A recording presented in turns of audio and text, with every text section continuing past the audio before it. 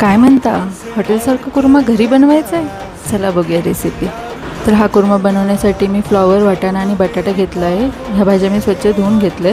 त्यात गरजेनुसार पाणी टाकून आपण थोडंसं मीठ आणि हळद टाकून याच्यात 3 ते 4 शिट्या काढून घ्यायच्या आहेत. कुकर थंड होईपर्यंत आपण फोडणीची तयारी करूया. तर इथे मी साधारण 2 ते 3 पळी तेल घेतलं आहे. तेल गरम झाल्यानंतर त्यामध्ये मोहरी, जिरं, तमालपत्र आणि कढीपत्ता टाकून फोडणी द्यायची आहे. आता आपण यात हे तयार वाटण टाकून घेऊया. सुकं खोबरं, अद्रक, लसूण, कांदा, टोमॅटो व कोथिंबीर सर्व काही भाजून वाटून घ्यायचं आहे. आता यात मसाले ॲड करूया. तर हळद, धने पावडर, गरम मसाला, लाल तिखट आणि मीठ मी ॲड करून घेतलं आहे. चांगलं परतून झाल्यानंतर त्याला तेल सुटल्यानंतर ज्या भाज्या आपण उकडल्या होत्या त्याचं पाणी आपण यूज करायचं आहे. इथे थोडंसं पाणी टाकून मसाला भाजून घ्यायचा आहे.